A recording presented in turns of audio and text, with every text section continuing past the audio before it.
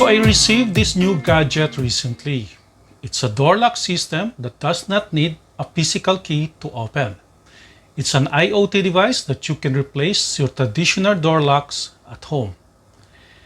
Hey guys, this is Vam, and in this video, I will show you how to set up this WE.LOCK SE smart door lock device. Before I start, please do click the subscribe button down below of this video so that you can get updated on my latest unboxing video. Also, you can visit my website at www.adobotech.net.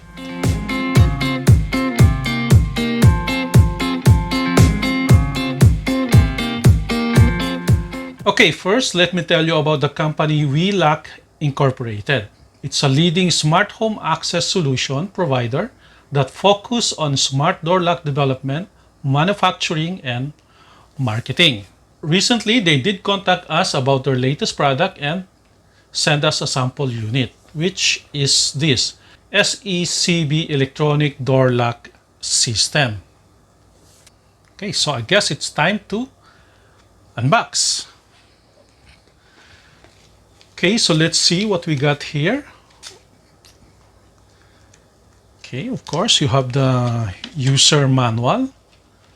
So this looks like a very detailed user manual. It comes in English and other languages, of course.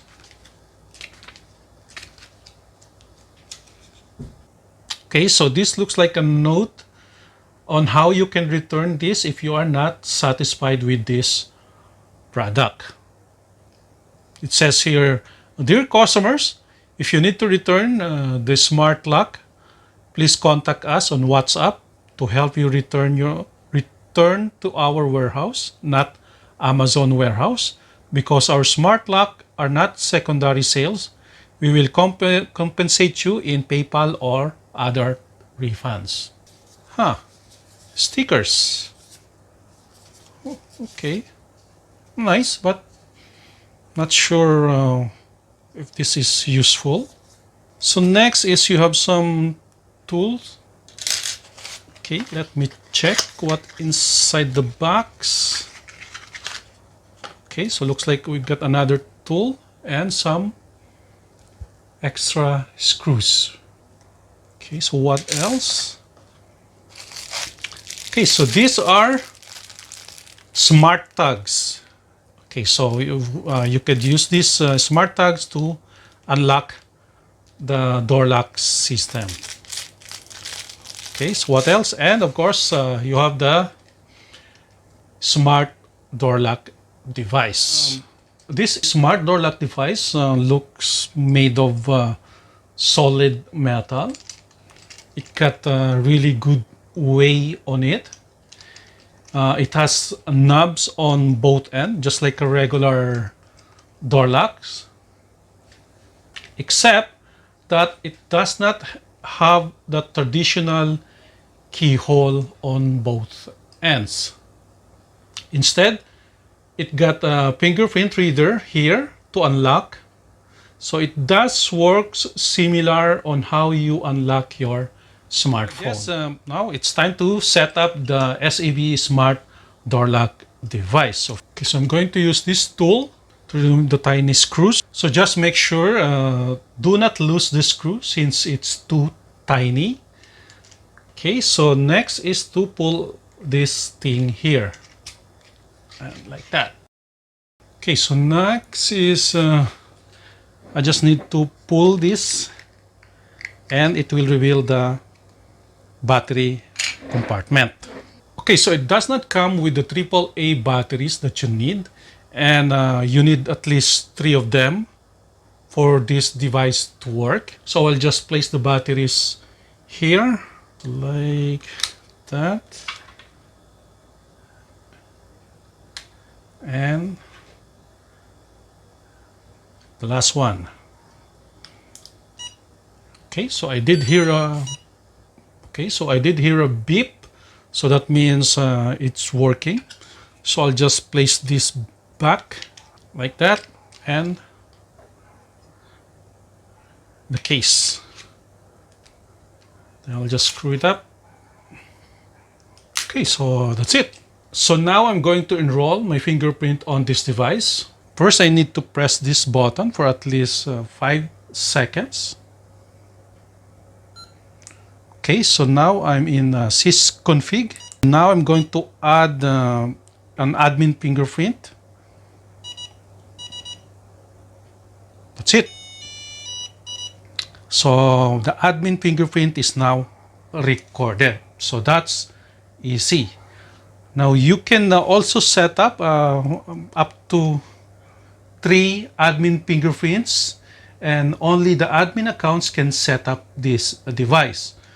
While you could register user fingerprints, and it can hold up to 97 records. Now that's a lot of fingerprints. Okay, so you can add user fingerprint, clear all user fingerprints, add IC card, clear all IC cards.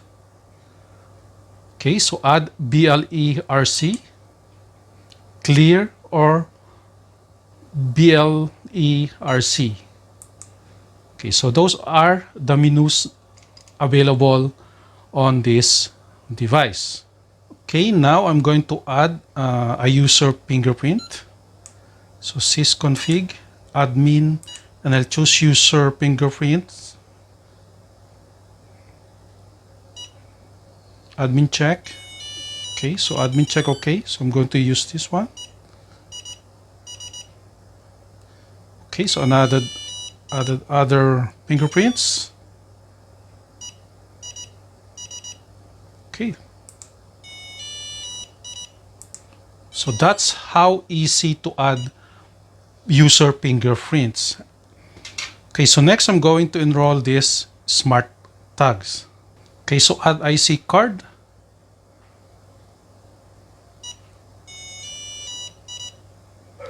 Okay. That's it. So this smart tag is now added. So okay, so that's how easy to set up this SECB smart door lock device. So this device also comes with app companion. It can be downloaded by scanning the QR code right here on your smartphone. Then you need to use Google Lens, and you need to scan the QR code. Okay, so the app is available for Android and iOS devices. The app requires you to register. You just need to register your email address or your smartphone number and your country of origin. Okay, so once downloaded and installed, now it's time to pair the app to the S Smart Door Lock. So it took me a while to pair this device on my smartphone. I thought that the ID number is located below the QR code, but that did not work at all. Then I looked at the box and found the ID number, and I manually encoded, and voila, it's now paired, and now I can monitor the status of this smart door lock. Okay, the app comes with some cool features. When you click on the icon here, you can, as you can see, you can check the unlock record. You can add authorization. You can temporarily add a password, audit authority, modify authority, and lock transfer. Okay, so online services, of course, you can check for help about the device. You can also check for the lock update and online service. So there's a hidden USB port at the back of this QR code. All you have to do is leave it like that. This is used for emergency in case the battery runs out of power. So all you have to do is plug a power bank, then use the app to unlock the SECB Smart Door Lock device. So that's how you set up the SECB Smart Door Lock device. So it's very easy to set up. You just follow the instruction on the user manual.